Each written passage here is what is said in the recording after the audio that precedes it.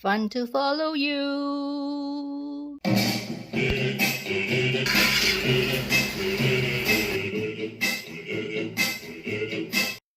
Today we'll be making calamansi apple mango jam. Before we start, please click on the subscribe button and the notification bell to support my channel. For those of you who have not done so, thank you everybody. So let's get started. The ingredients are mangoes is 1 cup cut up, calamansi 200 ml juice only, 6 Granny Smith apples cut up into smaller pieces too, sugar 1/3 of the weight of blended mixture, 8 cloves. Preparing the calamansi, first we wash it with water. Make sure the skin are clean. Since these are organic calamansi, there's not much chemical to wash but more of dust. Pluck out the stalk and make sure that all the calamansi line has a rotten portion. If it's rotten, then just select it out. Cut the lime across and check whether inside it's rotten or not, and then we will juice it. Using a strainer, just filter off the seeds. Easier that way. Do until you finish all the cut up fruits. We should get about 200 ml juice.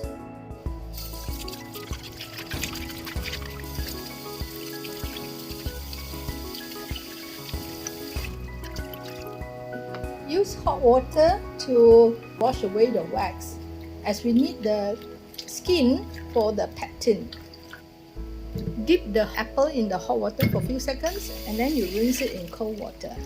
You cube the apples, you just inspect the apple skin. If you find that there are some bruises, you can actually cut it away.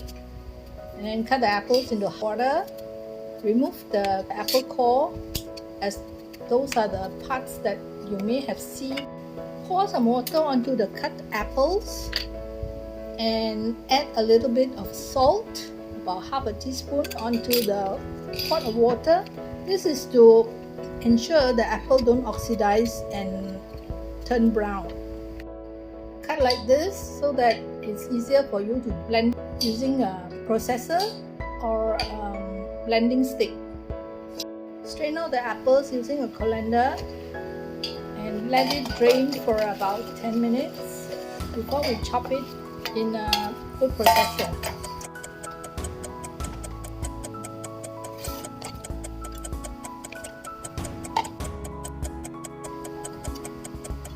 After 10 minutes, transfer the apples into a tall jar so that we can blend it.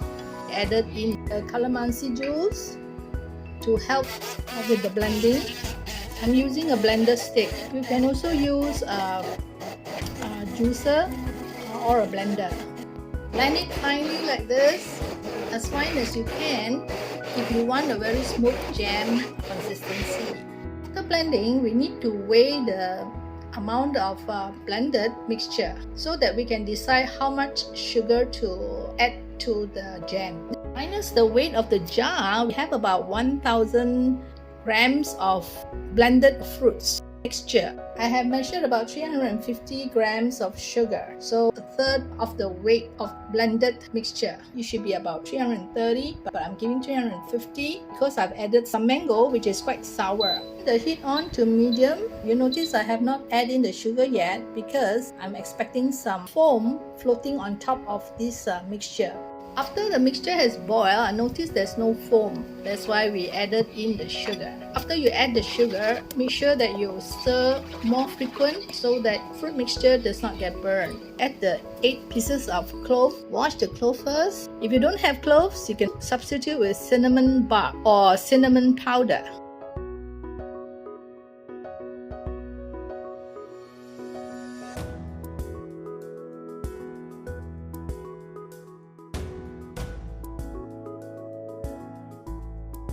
When the jam boils, you could use a lid to cover, and if the spattering is quite bad, you turn down the heat a little bit. Waiting for the jam to boil, prepare some bottles, sterilize them. You can refer to the link on how to sterilize bottles by clicking on the I button.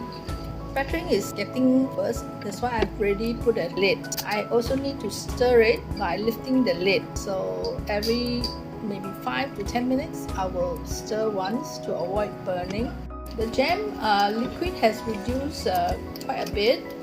Now you see the texture has taken quite a bit after cooking for about 40 minutes. If the jam drops slowly, it's about time to bottle up.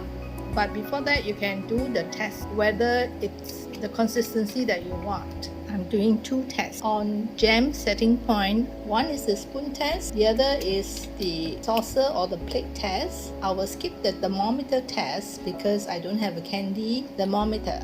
For the spoon test, I'll be using a wooden spoon to scoop up the jam. If the jam flows in one stream very fast, it's not ready.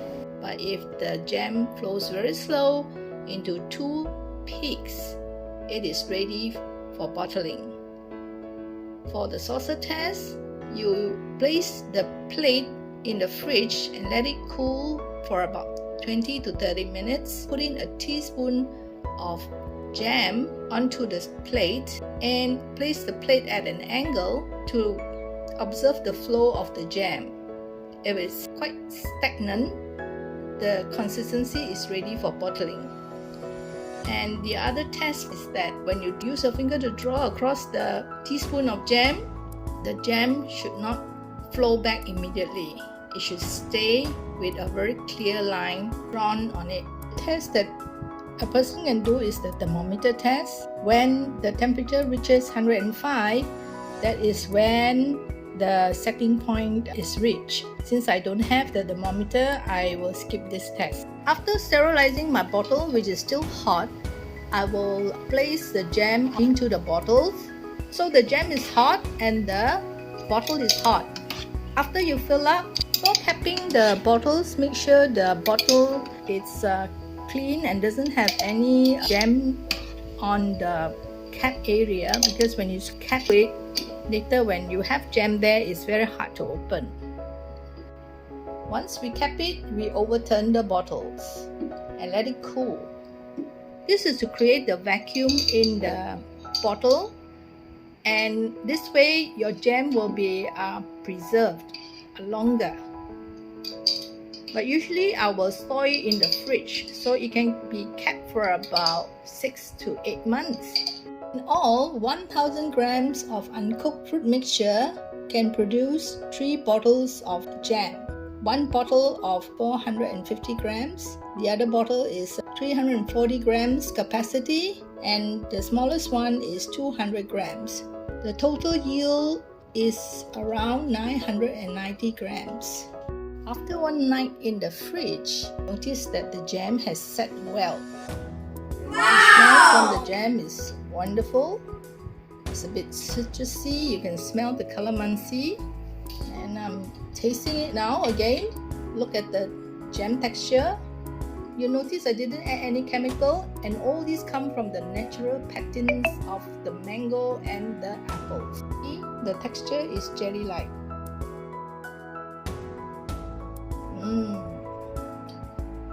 Sweet, sour, very nice. There you have it, 3 bottles of home-cooked pure mixed jam from 1000 grams of pulp and fruit juice. It's really very yummy and it's also quite cheap. I hope you enjoyed the video. If you did, please like, comment, share.